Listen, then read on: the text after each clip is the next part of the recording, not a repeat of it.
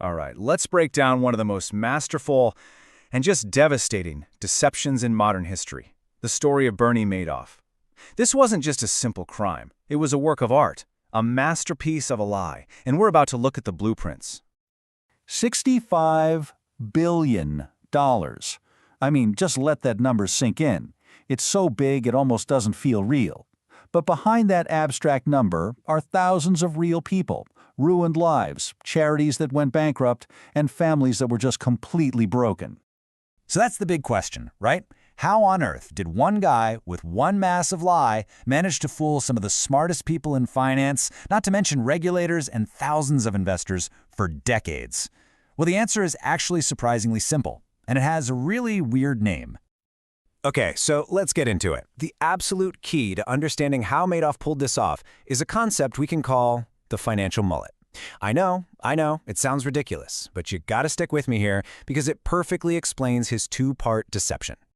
It's pretty much exactly what it sounds like. Business in the front, Ponzi in the back. See, on the surface, you had this respected, totally legitimate, almost boringly credible operation.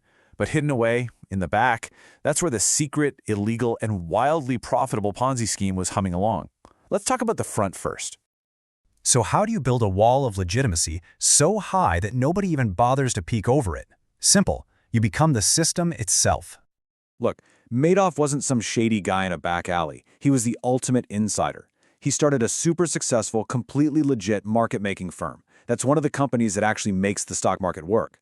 He was a pioneer in electronic trading. And get this, he was the former chairman of the NASDAQ stock exchange. This guy wasn't just playing the game, he helped write the rule book. And you have to understand, that's the whole key right there.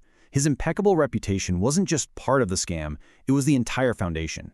Who in their right mind would dare question the guy who basically helped build modern Wall Street? His legitimacy was the perfect cover. Okay, so now let's go around to the back of the mullet. This is the hidden engine room, the secret part of the business where the actual crime was happening. This is where Madoff invited his very exclusive clients to invest.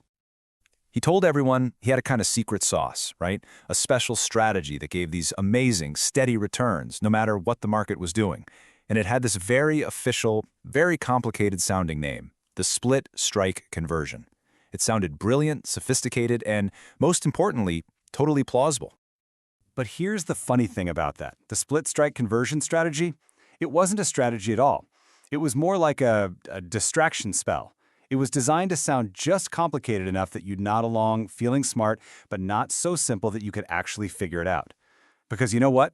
Smart people hate admitting they don't get something. And Bernie Madoff used that simple human insecurity like a weapon. The truth, of course, was that there was no secret sauce. There were no trades, no options, no stocks, nothing. That incredibly complex strategy was completely made up. What he was really doing was just taking money from new investors, dumping it all into one big bank account at JP Chase, and then using that money to pay off older investors who wanted out. The entire $65 billion house of cards was built on top of a single checking account. Insane. But honestly, the financial jargon, that was just smoke and mirrors. Now we get to the real genius of the scam, the thing that made it all work. It was pure psychology. Madoff understood what makes people tick better than almost anyone. He never chased clients. He didn't run a single ad. No, he did the complete opposite. He flipped the entire script. As this quote says, he made them beg to be let in. He created the most desirable thing on Wall Street, a club that you couldn't get into. And here's the playbook he used to create that desire. First, he built up this intense air of mystery around the fund. Then, if you ask about it, he'd tell you, sorry, it's closed. Then, finally, maybe, just maybe, he would grant you access, as if it were this incredible rare privilege. I mean, it wasn't sales, it was psychological warfare. It made everyone think, wow, if all these other smart people are desperate to get in, it must be a sure thing. And just like that, it stopped being about the money. It wasn't about financial returns anymore. It was about status. It was about the ego trip of being one of the special few who got in.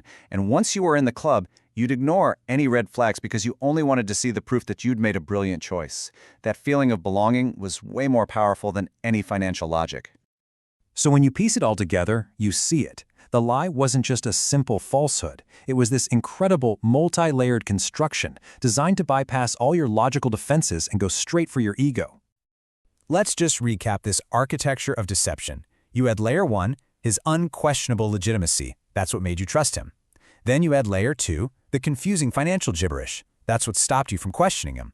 And finally, the masterstroke, layer 3, that powerful pull of exclusivity. That's what made you want to believe him.